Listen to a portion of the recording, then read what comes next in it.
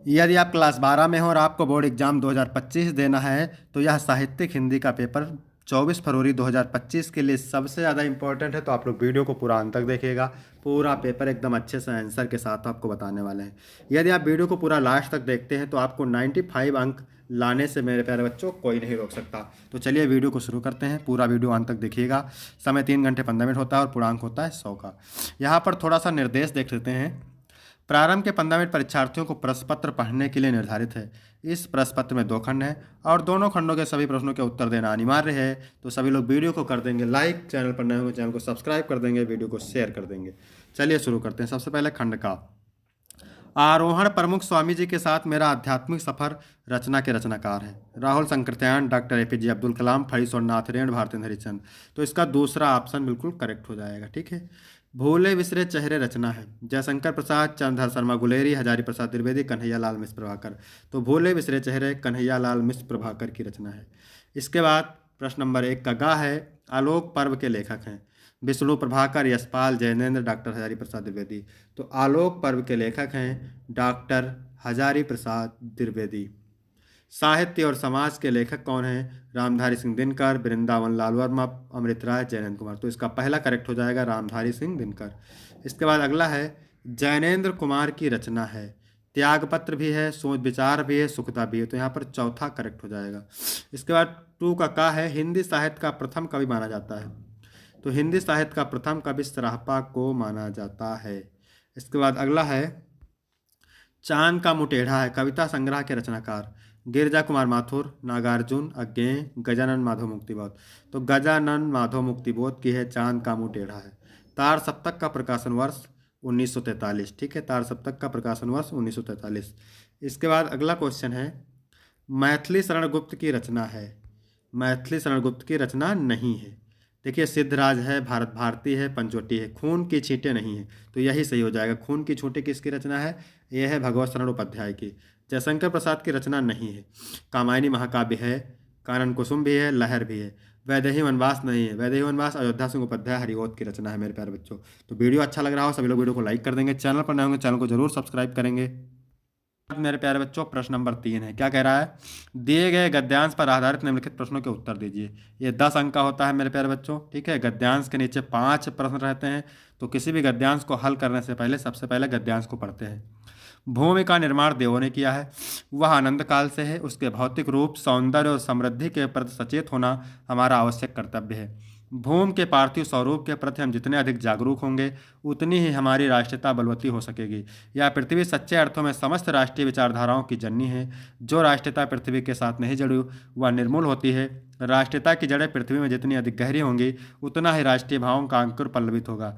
इसलिए पृथ्वी के भौतिक स्वरूप की अधोपांत जानकारी प्राप्त करना, उसकी सुंदरता, उपयोगिता और महिमा को पहचानना आवश्यक धर्म है। मेरे प्यारे बच्चों जब भी आपको पैराग्राफ सॉल्व करना है, ठीक है, तो आप बहुत ध्यान से उसको पढ़ेंगे और आसानी से आपको उत्तर पैराग्राफ में ही मिल जाएंगे। पहला क्वेश्चन पूछता है पाठ का शीर्षक और लेखक का नाम। तो पाठ का शीर्षक है राष्ट्र का स्वरूप और इसके लेखक है वासुदेव शरण अग्रवाल। जहां पर आपको दिख जाए क्या? भूमि शब्द। ठीक है, भूमि शब्द दिख जाए, जन शब्द दिख जाए, राष्ट्र शब्द दिख जाए, ठीक है, तो वहाँ आप समझ जाइए। पृथ्वी शब्द दिख जाए तो वहाँ पर आप समझिएगा कि राष्ट्र का स्वरूप चैप्टर है और इसके लेखक वासुदेव शरण अग्रवाल है। दूसरा है राष्ट्र भूमि के प्रति हमारा आवश्यक कर्तव्य क्या है। तो आपने अभी पैराग्राफ में पढ़ा था राष्ट्र भूमि के प्रति हमारा आवश्यक कर्तव्य उसके भौतिक रूप, सौंदर्य और समृद्धि के प्रति सचेत होना है। इसके बाद अगला क्वेश्चन है किस प्रकार की राष्ट्रीयता को लेखक ने निर्मूल कहा है। लेखक ने कहा कि जो राष्ट्रीयता पृथ्वी के साथ नहीं जुड़ी वह निर्मूल होती है। यह पृथ्वी सच्चे अर्थों में क्या है? तो यह पृथ्वी सच्चे अर्थों में समस्त राष्ट्रीय विचारधाराओं की जननी है। इसके बाद है अगला रेखांकित अंश की व्याख्या कीजिए। तो एक बार उस पैराग्राफ को पढ़ते हैं जिसकी आपको व्याख्या करना है। ठीक है, चलिए पढ़ लेते हैं। जो राष्ट्रीयता पृथ्वी के साथ नहीं जुड़ी वह निर्मूल होती है। राष्ट्रीयता की जड़ें पृथ्वी में जितने अधिक गहरी होंगे उतना ही राष्ट्रीय भावों का अंकुर पल्लवित होगा। इसलिए पृथ्वी के भौतिक स्वरूप की अधोपांत जानकारी प्राप्त करना, उसकी सुंदरता, उपयोगिता और महिमा को पहचानना आवश्यक धर्म है। तो चलिए देखते हैं इसकी व्याख्या। राष्ट्रीयता की जड़ें पृथ्वी में जितनी अधिक गहरी होंगी उतनी ही राष्ट्रीय भाव का अंकुर पुष्पित और पल्लवित होगा। अर्थात राष्ट्रीयता का आधार जितना अधिक सशक्त होगा राष्ट्रीय भावनाएं भी उतनी अधिक विकसित होंगी। अतः प्रारंभ से अंत तक पृथ्वी के भौतिक स्वरूप की जानकारी रखना तथा उसके रूप, सौंदर्य, उपयोगिता एवं महिमा को पहचानना प्रत्येक मनुष्य का न केवल कर्तव्य है बल्कि उसका धर्म भी है। ठीक है, दो इसमें अथवा वाला भी दिया है क्योंकि दो पूछता है आपको, एक करना रहता है। चलिए इसको भी देख लेते हैं। भाषा स्वयं संस्कृत का एक अटूट अंग है। संस्कृत परंपरा से निःसृत होने पर भी परिवर्तनशील और गतिशील है। उसकी गति विज्ञान की प्रगति के साथ जोड़ी जाती है। वैज्ञानिक आविष्कारों के प्रभाव के कारण उद्भूत नई सांस्कृतिक हलचलों को शाब्दिक रूप देने के लिए भाषा के परंपरागत प्रयोग पर्याप्त नहीं है। इसके लिए नए प्रयोगों की नई भाव योजनाओं को व्यक्त करने के लिए नए शब्दों की खोज की महती आवश्यक है। ठीक है, तो जहाँ पर भाषा की बात हो और भाषा शब्द दिख जाए तो वहाँ आप समझिएगा कि ये भाषा और आधुनिकता चैप्टर से लिया गया है और इसके लेखक प्रोफेसर जी सुंदर रेड्डी हैं। उपयुक्त गद्यांश का संदर्भ। प्रस्तुत गद्यांश प्रोफेसर जी सुंदर रेड्डी द्वारा लिखित भाषा और आधुनिकता नामक निबंध से अवतरित है। दूसरा क्वेश्चन है मेरे प्यारे बच्चों, नए शब्दों की खोज की आवश्यकता क्यों होती है? तो भाव योजनाओं को व्यक्त करने के लिए नए शब्दों की खोज की आवश्यकता होती है। इसके बाद अगला क्वेश्चन है, भाषा किसका अभिन्न अंग है? भाषा संस्कृत का अभिन्न अंग है क्योंकि संस्कृत की अभिव्यक्ति का माध्यम भाषा ही है। अगला है, किसकी गति विज्ञान की प्रगति के साथ जोड़ी जाती है? भाषा संस्कृत की परंपरा से निःसृत होने के बावजूद विज्ञान की प्रगति के साथ जोड़ी जाती है। इसके बाद है रेखांकित अंश की व्याख्या। तो व्याख्या जिसकी करना है उसको एक बार पढ़ते हैं। ठीक है, भाषा स्वयं संस्कृत का एक अटूट अंग है। संस्कृत परंपरा से निःसृत होने पर भी परिवर्तनशील और गतिशील है। उसकी गति विज्ञान की प्रगति के साथ जोड़ी जाती है। तो चलिए देखते हैं इसकी व्याख्या। ठीक है, लेखक का कहना है कि भाषा संस्कृत का अभिन्न अंग है क्योंकि संस्कृत की अभिव्यक्ति का माध्यम भाषा है। संस्कृत की रचना और विकास परंपराओं द्वारा होता है। परंपराएं क्योंकि परिवर्तनशील होती हैं इसलिए संस्कृत भी एक जैसी नहीं रहती, वह भी परंपराओं की तरह बदलती रहती है। इस रूप में हम कह सकते हैं कि संस्कृत गतिशील होती है। इसके बाद है चौथा नंबर प्रश्न। क्या पूछ रहा है? दिए गए पद्यांश पर आधारित निम्नलिखित प्रश्नों के उत्तर दीजिए। कितने अंक का होता है? 10 अंक का। पद्यांश के नीचे 5 प्रश्न रहते हैं। चलिए सबसे पहले पद्यांश को पढ़ते हैं। लज्जाशील पथिक महिला जो कहीं दृष्टि आवे। राधा पवन से कहती है कि हे पवन, मथुरा जाते समय यदि रास्ते में कोई लज्जा से युक्त पथिक महिला दिखाई दे, होने देना विकृत वसना तू ना तू सुंदरी के, तो तुम उस सुंदरी के कपड़े को मत उड़ाना। जो थोड़ी भी शर्मित हो वह गोद ले श्रांति को ना। यदि वह थोड़ी सी भी थकी हो तो उसे गोद में लेकर के उसकी थकावट को दूर करना। ओठों की और कमल मुख की मलिनता को मिटा देना। कोई कलांता कृषक ललना खेत में जो दिखाई, कोई थकी हुई किसान स्त्री यदि खेत में दिखाई दे तो धीरे धीरे परस उसकी क्लांतियों को मिटाना। तो धीरे धीरे स्पर्श करके उसकी थकावट को दूर कर देना। जाता कोई जलद यदि हो व्योम में तो ला उसे। यदि आकाश मंडल में कोई बादल का टुकड़ा जा रहा हो तो उसे ला करके तप्त भूतांगना यानी गर्मी से तपी हुई भूतांगना के ऊपर छाया करना और उसे सुख प्रदान करना। पहला है उपयुक्त पद्यांश के शीर्षक और कवि का नाम। ठीक है, तो यहाँ पर संदर्भ कैसे लिखना है आपको देख सकते हैं। प्रस्तुत पद्यांश का शीर्षक पवनदूत का, कवि का नाम अयोध्या सिंह उपाध्याय हरिहोत। फिर पूछ रहा है रेखांकित अंश की व्याख्या कीजिए। तो व्याख्या यहाँ पर हम पूरी आपको बता ही दिए हैं। ठीक है, तो इससे कोई प्रॉब्लम नहीं होनी चाहिए, वैसे आप देख सकते हैं यहाँ पे। फिर है तीसरा क्वेश्चन। क्या पूछ रहा है? राधा पवन दूतका से राह में पथिकों के साथ कैसा व्यवहार करने को कहती है? तो राधा पवन दूतका से राह में पथिकों के साथ परोपकार का व्यवहार करने को कहती है। इसके बाद अगला क्वेश्चन है, राधा ने पवन दूतका को पथिक कृषक स्त्री के ऊपर किसके द्वारा छाया करने को कहा? तो राधा ने पवन दूतका को पथिक कृषक स्त्री के ऊपर मेघ द्वारा छाया करने को कहा। कृषक ललना शब्द में कौन सा अलंकार है? तो इसमें मानवीकरण है और उपमा है। ठीक है, यहाँ पर अथवा वाला देखते हैं मेरे प्यारे बच्चों, क्योंकि इसमें भी दो पूछता है, आपको एक करना रहता है। कहते आते थे यही अभी नरदेही। नरदेही का मतलब होता है मनुष्य, संसार के लोग। तो केकई कहती है कि अभी तक संसार के लोग यही कहते आते थे, माता ना कुमाता, पुत्र कुपुत्र भले। यानी माता कुमाता नहीं होती है, पुत्र कुपुत्र भले हो जाए। अब कहे सभी या हाय विरुद्ध विधाता। और जब अब हमारे विधाता हमारे विपरीत है तो सब लोग अब यही कहेंगे कि है पुत्र पुत्र ही, कि पुत्र पुत्र ही रहता है, रहे कुमाता माता, लेकिन माता जो है कुमाता हो जाती है। बस मैंने इसका बाह्य मात्र ही देखा। केकई कहती है कि मैंने बस इसका बाहरी शरीर देखा, दृढ़ हृदय उसका मजबूत हृदय नहीं देखा, मृदुल गात्र ही देखा, उसका कोमल शरीर नहीं देखा। परमार्थ न देखा मतलब परमार्थ नहीं देखा, पूर्ण स्वार्थी साधा, केवल ही अपना स्वार्थ देखा।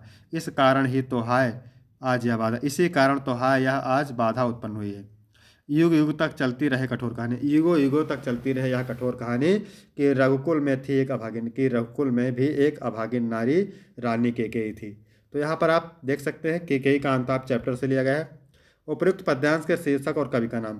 तो पद्यांश का शीर्षक है केकई का अनुताप और कवि का नाम है मैथिली शरण गुप्त। दूसरा है रेखांकित अंश की व्याख्या।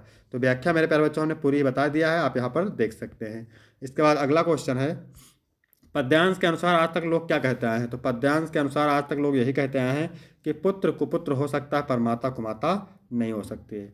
इसके बाद अगला क्वेश्चन है, किसने प्रायश्चित किया है कि मैंने पुत्र का कोमल शरीर ही देखा, उसका दृढ़ हृदय नहीं देखा? तो केकई ने प्रायश्चित किया है कि मैंने पुत्र का कोमल शरीर ही देखा, उसका दृढ़ हृदय नहीं देखा। इसके बाद मेरे प्यारे बच्चों प्रश्न नंबर 5 का है, निम्नलिखित में से किसी एक लेखक का साहित्यिक परिचय देते हुए उनकी कृतियों का उल्लेख कीजिए। 80 शब्द में लिखना और 5 अंक मिलेंगे। वासुदेव शरण अग्रवाल, हजारी प्रसाद द्विवेदी, प्रोफेसर जी सुंदर रेड्डी। तो पिछले वीडियो में मैंने बताया था डॉक्टर हजारी प्रसाद द्विवेदी का, और इस वीडियो में हम बताएंगे वासुदेव शरण अग्रवाल का। ठीक है, कैसे आपको लिखना है। सबसे पहले हेडिंग डालना है जीवन परिचय। डॉक्टर वासुदेव शरण अग्रवाल का जन्म सन 1904 ईस्वी में मेरठ जिले के खेड़ा नामक गांव में हुआ था। इनके पिता लखनऊ में रहते थे, अतः इनका बचपन लखनऊ में ही बीता। इन्होंने काशी विश्वविद्यालय से बीए और लखनऊ विश्वविद्यालय से एमए और पीएचडी की उपाधि प्राप्त की। इन्होंने पाली, संस्कृत, अंग्रेजी आदि भाषाओं का गहन अध्ययन किया।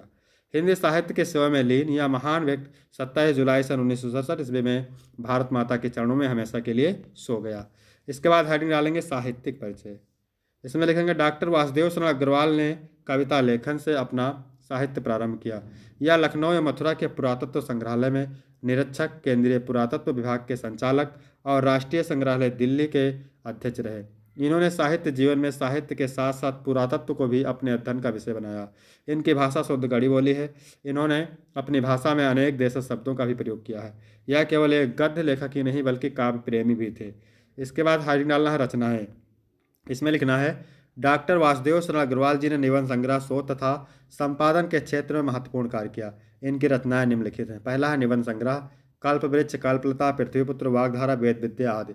शोध ग्रंथ में पाणिकालीन भारत, संपादन में पद्मावत और हर्षचरित। इसके बाद प्रश्न नंबर 5 का खा है, क्या कह रहा है, निम्नलिखित में से किसी एक कवि का साहित्यिक परिचय देते हुए उनकी प्रमुख कृतियों का उल्लेख कीजिए। 80 शब्द में है, 5 अंक का लिखना है। तो पिछले वीडियो में जयशंकर प्रसाद का मैंने पढ़ा था और इस वीडियो में अयोध्या सिंह उपाध्याय का आप लोग पढ़ेंगे। ठीक है, तो यहाँ पर सबसे पहले हेडिंग डालना है जीवन परिचय। अयोध्या सिंह उपाध्याय हरिवंश जी का जन्म सन 1865 ईस्वी में उत्तर प्रदेश के आजमगढ़ जिले के निजामाबाद नामक स्थान पर हुआ था। घर पर ही रहकर इन्होंने हिंदी, संस्कृत, फारसी आदि अंग्रेजी व साहित्य का अध्ययन किया। इन्होंने कई वर्षों तक कानूनगो के पद पर कार्य किया।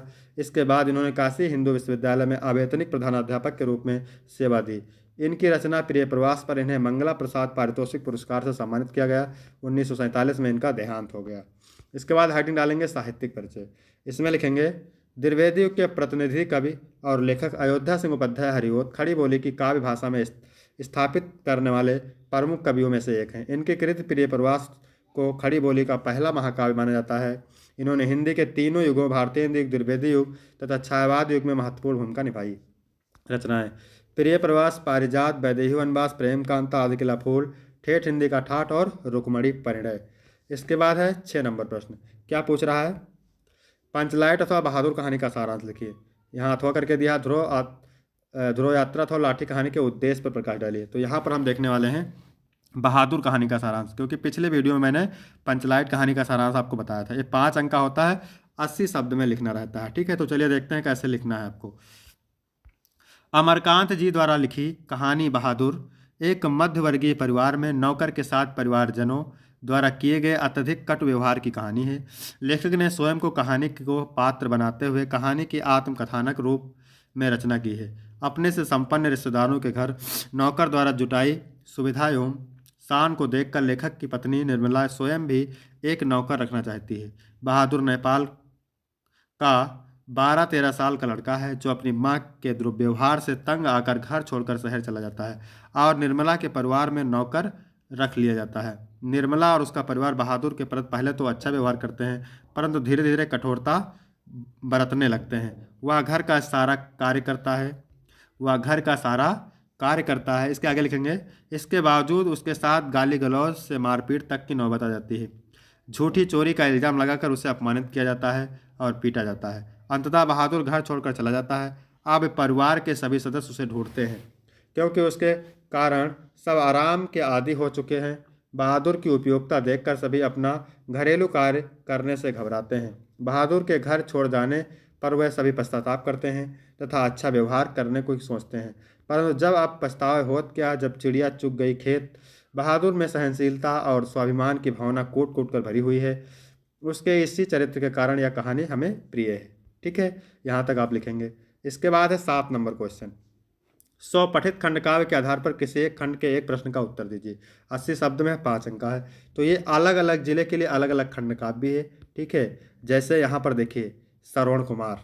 ठीक है, तो यहाँ पर जो श्रवण कुमार है ये बहराइच जिला में चलता है। ठीक है, इसी तरह अलग अलग जिले के लिए अलग अलग खंड काव्य चलता है, तो आप इसे तैयार करेंगे। फिर है खंड खा। क्या कह रहा है, दिए गए संस्कृत गद्यांशों में से किसी एक का संदर्भ से हिंदी में अनुवाद कीजिए। 7 अंक का होता है। ठीक है, 5 अंक अनुवाद के लिए, 2 संदर्भ के लिए। तो चलिए देखते हैं, बहुत ही अच्छे से आपको अनुवाद पढ़ाने वाले हैं। धन्योऽयं भारत देशा, यह भारत देश धन्य है।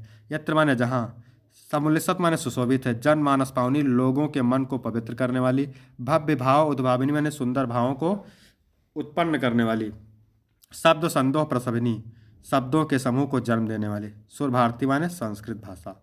यानी यह भारत देश धन्य है जहाँ लोगों के मन को पवित्र करने वाली, सुंदर भावों को उत्पन्न करने वाली, शब्दों के समूह को जन्म देने वाली संस्कृत भाषा सुशोभित है। विद्यमाने से निकले हुए, विद्यमान वर्तमान, वांग्यम माने साहित्यों में, अस्या वांग्यम इसका साहित्य, सर्वश्रेष्ठम सुसंपन्नम च वर्तते, सर्वश्रेष्ठ और सुसंपन्न है। यमेव भाषा संस्कृत नामनापि लोके प्रथिता अस्ति, यही भाषा संस्कृत के नाम से संसार में प्रसिद्ध है। अस्माकं रामायण महाभारत ऐतिहासिक ग्रंथ, यानी हमारा रामायण महाभारत ऐतिहासिक ग्रंथ। चत्वारो वेदा, चारों वेद, सर्वा उपनिषद सभी उपनिषद, 8-10 पुराणानि 18 पुराण, अन्यान च महाकाव्य नाटक आदि और अन्य महाकाव्य नाटक आदि अस्यामेव भाषाएं लिखतान संत, इसी भाषा में लिखे गए हैं। यहाँ पर आप संदर्भ देख सकते हैं और अनुवाद भी देख सकते हैं। ठीक है, प्रस्तुत गद्यांश हमारी पाठ्यपुस्तक संस्कृत देवदशिका के संस्कृत भाषाएं महत्तम नामक पाठ से अवतरित है। यहाँ पर अनुवाद आप देख सकते हैं। इसके बाद अथवा वाला देखते हैं, क्योंकि 2 पूछता है आपको मेरे प्यारे बच्चों, 1 करना रहता है। महामनस्विना, महामनस्वी मदन मोहन मालवीय, जन्म प्रयागे प्रतिष्ठित परिवारों अभवत, यानी महामनस्वी मदन मोहन मालवीय का जन्म प्रयाग के प्रतिष्ठित परिवार में हुआ था। अस्य पिता, इनके पिता, पंडित ब्रजनाथ मालवीय, पंडित ब्रजनाथ मालवीय, संस्कृतस्य सम्मान्यः विद्वान आसीत्, संस्कृत के सम्माननीय विद्वान थे। अयम प्रयागे योम संस्कृत पाठशाला राजकीय विद्यालय म्योर सेंट्रल महाविद्यालय च शिक्षा प्राप्य अत्रैव राजकीय विद्यालय अध्यापनम आरब्धवान। ठीक है, इन्होंने प्रयाग के ही संस्कृत पाठशाला, राजकीय विद्यालय और म्योर सेंट्रल महाविद्यालय में शिक्षा प्राप्त करके यहीं राजकीय विद्यालय में पढ़ाना शुरू कर दिए। युवक मालवीय शौकीन माने अपने प्रभावपूर्ण भाषण, माने प्रभावपूर्ण भाषण से जनानाम मनांस आमोहित, लोगों के मन को मोह लिया। ठीक है, अतः अस्य माने इनके, सुहृदा माने क्या होता है, मित्रों ने, तब माने इन्हें, प्राविधाक पदवी माने वकालत की, वकील की पदवी, प्राप्त माने प्राप्त कर, देश से माने देश की, श्रेष्ठ तरफ माने श्रेष्ठ, सेवा कर तुम प्रेरित बनता, सेवा करने के लिए प्रेरित किया। संदर्भ लिखेंगे, प्रस्तुत गद्यांश हमारी पाठ्यपुस्तक संस्कृत देवदशिका के महामना मालवीय नामक पाठ से अवतरित है। ठीक है, यहाँ पर इसके बाद खा नंबर है, दिए गए श्लोकों में से किसी एक का संदर्भ से हिंदी में अनुवाद कीजिए। 7 अंक का है। सुखार्थीना कुतो विद्या, यानी सुख चाहने वालों को विद्या कहाँ, कुतो विद्यार्थीना सुखम, और विद्या चाहने वालों को सुख कहाँ। सुखार्थी व तजत विद्या, सुख चाहने वालों को विद्या छोड़ देनी चाहिए। विद्यार्थी व तजत सुखम, और विद्यार्थी को सुख छोड़ देना चाहिए। संदर्भ लिखेंगे, प्रस्तुत श्लोक हमारी पाठ्यपुस्तक संस्कृत के सुभाषित रत्नान नामक पाठ से अवतरित है। यहाँ पर आप देख सकते हैं अनुवाद। ठीक है, फिर अथवा वाला यहाँ पर दिया हुआ है, जल बिंदु निपातेन करमसा पूर्णतः घटा, जल की एक एक बूंद गिरने से करमसा घड़ा भर जाता है। ठीक है, सभी विधानों में धर्म और धन का यही कारण है। यहाँ पर आप अनुवाद देख सकते हैं। इसके बाद है 9 नंबर, निम्नलिखित में से किन्हीं 2 प्रश्नों के उत्तर दीजिए। ठीक है, 4 अंक का होता है, 2 प्रश्न आपको करने रहते हैं। भोजम कालिदासम किम कृतुप्राह, भोजा कालिदासम प्रभात वर्णम कृतुप्राह, संस्कृत भाषा आदि कवि का अस्ति आसीत हुआ, संस्कृत भाषा आदि कवि वाल्मीकि अस्ति आसीत हुआ। पंचशीलम कीदृशा सिद्धांतांति, पंचशीला शिष्टाचार विषय का सिद्धांता संति। पंचशील सिद्धांता कस्मिन् युगे प्रयुक्ता आसन, पंचशील सिद्धांता बौद्ध युगे प्रयुक्ता आसन। इसके बाद है 10 का खा और गा, शांत अथवा हास्य रस की परिभाषा लिखकर उसका उदाहरण दीजिए। 2 अंक का होता है। अनुप्रास अथवा रूपक अलंकार की परिभाषा उदाहरण सहित लिखिए, ये भी 2 अंक का होता है। 2 अथवा चौपाई चंद की परिभाषा उदाहरण लिखिए। तो ठीक है, इसको आप तैयार करेंगे। इसके बाद है 11 नंबर प्रश्न। क्या कह रहा है, निम्नलिखित में से किसी एक शब्द पर एक विषय पर निबंध लिखिए। 9 नंबर का होता है, जैसे मेरे प्रिय खेल, शिक्षा का महत्व, भ्रष्टाचार कारण और निवारण, सदा जीवन उच्च विचार। इसके बाद है 12 का कान का पहला, क्या कह रहा है, हरे का संधि विच्छेद। तो हरे का संधि विच्छेद होता है हरे प्लस ए, ठीक है, हरे प्लस ए। यहाँ पर थोड़ा सा मिस प्रिंट है, ये वाला मान सकते हैं आप, हरे प्लस ए। फिर है वने अत्र का संधि विच्छेद। तो वने अत्र का संधि विच्छेद होता है वने प्लस अत्र, वने प्लस अत्र, बा वाला सही हो जाएगा। फिर है रामश्चलिता में संधि है, रामश्चलित में संधि है, कौन सी संधि है इसमें, विसर्ग संधि, सा ऑप्शन करेक्ट हो जाएगा। इसके बाद खा नंबर है, इसके बाद खा नंबर है निम्नलिखित में से किसी एक का विग्रह करके समास का नाम लिखिए। तो प्रतिदिनम में समास है अव्ययी भाव समास, क्योंकि प्रति उपसर्ग लगा है। श्वेत अंबरम में कर्मधाराय समास है, और भरपेट में भर उपसर्ग लगा है तो अव्ययी भाव समास है। फिर यहाँ पर 13 नंबर प्रश्न है, ठीक है, ये इंपॉर्टेंट है। अपने क्षेत्र के पार्क को विकसित कराने के लिए नगर निगम का मुख्य उद्यान निरीक्षक को एक पत्र लिखिए, 8 अंक का होता है। अथवा विद्यालय की वाद विवाद प्रतियोगिता में प्रथम स्थान प्राप्त करने पर अपने छोटे भाई को बधाई हो तो एक पत्र लिखिए। तो यहाँ पर आप देखने वाले हैं पहला वाला, ठीक है, अपने क्षेत्र के पार्क को विकसित कराने के लिए नगर निगम के मुख्य उद्यान निरीक्षक को एक पत्र। तो चलिए इसको देखते हैं कैसे आपको लिखना है मेरे प्यारे बच्चों। सेवा में मुख्य उद्यान निरीक्षक, नगर निगम कार्यालय, आपके शहर का नाम लिख देना है। विषय अपने क्षेत्र के पार्क को विकास हेतु अनुरोध। इसके बाद हेडिंग डालना है आगे महोदय, फिर उस लाइन को छोड़ देना, आगे लिखना है मैं आपका नाम, आपके क्षेत्र का नाम कुछ भी डाल देना है, का निवासी आपके समक्ष हमारे क्षेत्र के पार्क की दुर्दशा की ओर ध्यान आकर्षित करना चाहती हूँ। यह पार्क बच्चों, वृद्धजनों तथा अन्य नागरिकों के लिए एक महत्वपूर्ण स्थान है, लेकिन वर्तमान में इसकी स्थिति खराब हो गई है। पार्क में झूले और बेंच टूटी हुई हैं, घास और पौधों की उचित देखभाल नहीं हो पा रही है तथा सफाई की भी कमी है। आगे लिखेंगे, अतः आपसे विनम्र निवेदन है कि इस पार्क के सौंदर्यीकरण, सफाई, झूलों की मरम्मत तथा नए पौधे लगाने की व्यवस्था की जाए, ताकि आप पुनः क्षेत्रवासियों के लिए एक स्वच्छ और सुंदर स्थान बन सके। आपकी सहानुभूत कार्यवाही की आशा करती हूँ, धन्यवाद। भवदीय लिख देंगे, यहाँ पर कुछ नहीं लिखना है, नाम में आबासा कुछ करना ही नहीं है, ठीक है, आबासा लिख देना है क्योंकि एग्जाम में आप लिख रहे हैं। फिर 14 का पहला क्या पूछ रहा है, निम्नलिखित में से किसी एक शब्द के धातु एवं प्रत्यय का योग स्पष्ट कीजिए। दत्वा, तो दत्वा में दा धातु है और अक्त प्रत्यय है, आपको ऐसे लिख देना है। बलवान में रेखांकित पदों में से किसी एक पद में प्रयुक्त विभक्ति से संबंधित नियम का उल्लेख कीजिए, ठीक है, ये 2 अंक का होता है।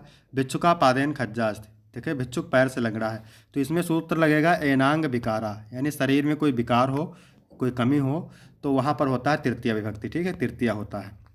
और यहाँ पर आप देख सकते हैं, यहाँ पर देखेंगे ग्रामम अभिता यानी गाँव के चारों, तो जहाँ पर अभिता दिख जाए, अभिता, सविता, अभिता परिता दिख जाए, ठीक है, समया, निक्सा, हा शब्द, प्रति, ये सब दिख जाए तो वहाँ पर समझिएगा द्वितीय विभक्त। तो यहाँ तक वीडियो कंप्लीट होता है। वीडियो कैसा लगा, वीडियो अच्छा लगा तो वीडियो को लाइक करेंगे, चैनल को सब्सक्राइब करेंगे। फिर मिलते हैं आपको अगले वीडियो में, धन्यवाद। कमेंट करके जरूर बताएंगे, ठीक है।